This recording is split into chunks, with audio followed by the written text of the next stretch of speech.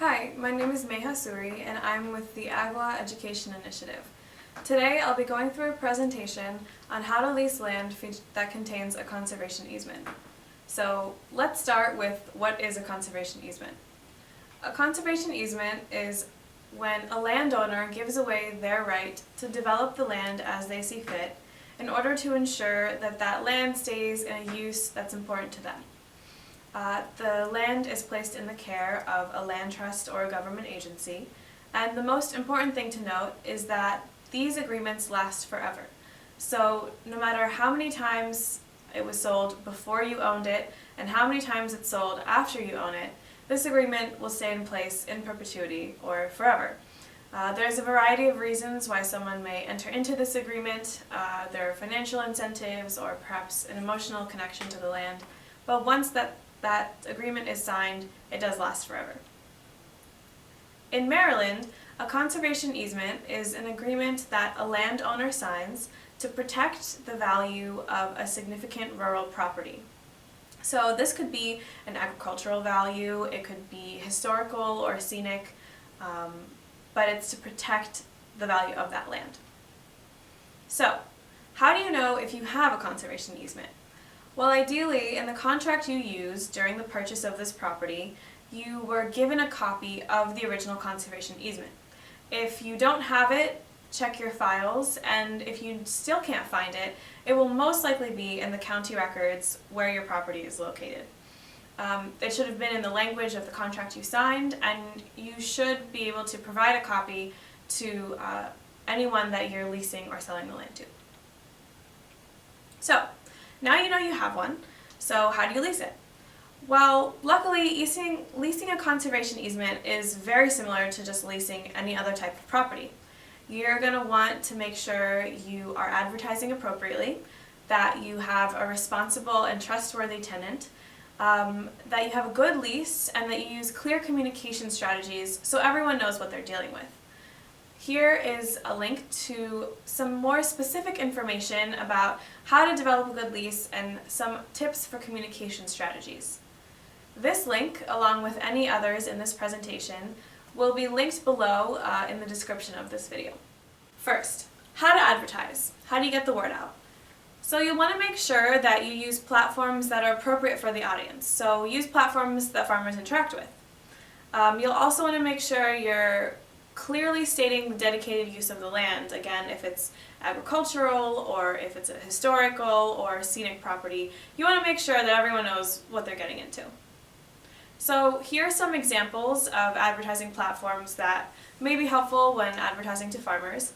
For example, you could use the Maryland Property Exchange through Maryland FarmLink, a regional newspaper like the Delmarva Farmer, or just check out Craigslist. There may be sections for where you live to advertise rural properties. There are also some institutional resources available. University of Maryland Extension educators may know farmers looking for land and may be able to put you in contact. And the Maryland Department of Natural Resources does have a page that lists some properties with conservation easements on them.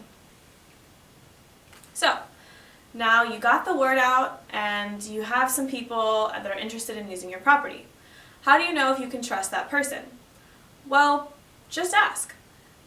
See if you can get a resume so that you have a sense of where they've worked in the past. See if you can get some references. So interview perhaps a previous landlord or a previous business partner so you get a sense of how they work and who they are. You could also ask for a credit history, so that way you know of any past successes or failures and how they've basically been doing. And finally, you could just interview them. You may want to ask if they have prior experience working with a conservation easement, so that may show that they're familiar and comfortable with working with what may be some extra restrictions. So now you have someone in mind and you think that they're a trustworthy person. So how do you communicate these restrictions on your land? The best and easiest way to do that is to put it in the contract you're going to use for this real estate deal.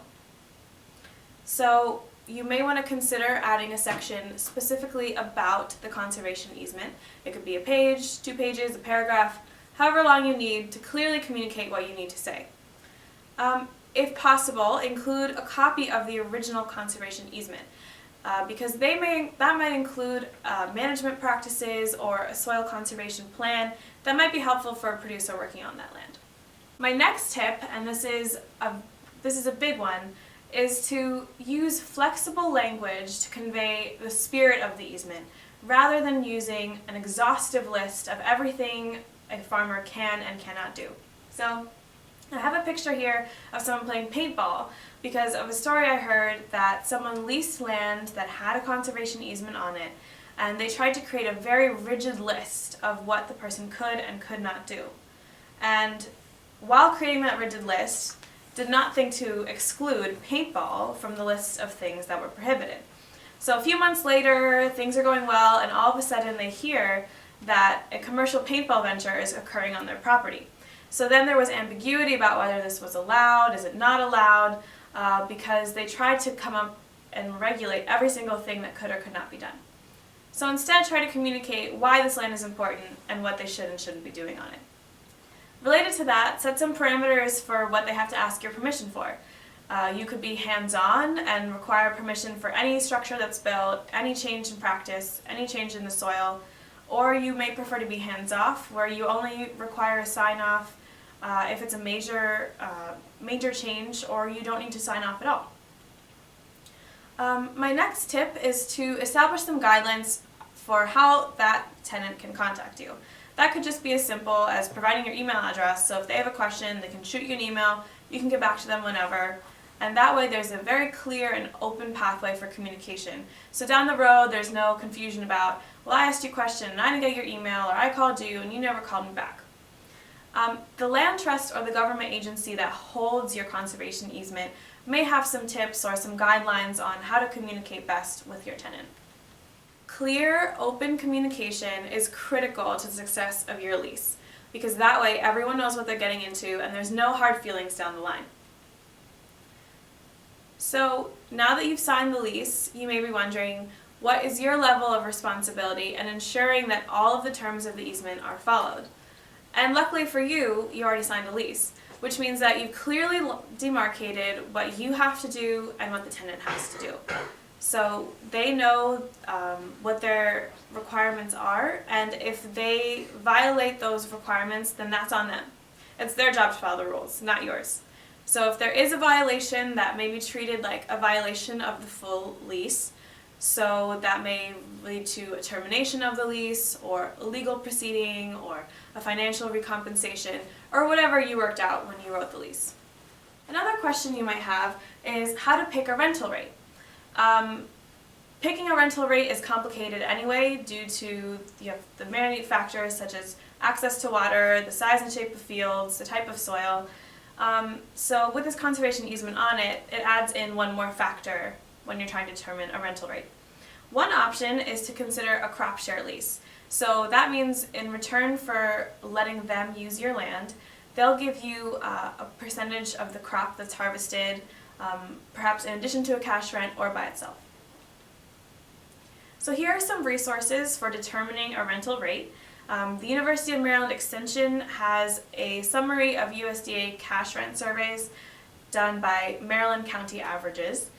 Extension also provides projections for costs of production broken down by crop. ALEI 101 and Fair Rents from the University of Minnesota are also good resources to check out if you need help figuring out a rental rate. So, let's summarize. How do you limit your risk when you're leasing your land to someone and your land has a conservation easement on it? The best thing you can do is to develop a really good lease. So first, just make sure that the person you're entering into this agreement with knows what a conservation easement is. Next, you want to make sure that you use flexible language that really conveys the importance of this land and why they should or shouldn't be doing certain things, rather than an exhaustive list, because trust me, someone will think of something that you didn't. Next, just make sure that you both know who's responsible for what. If they need to contact you before building, if they don't need to contact you, how they can get in touch with you, what they can and can't do. And that'll really mitigate future problems or confusion about who is supposed to be doing what.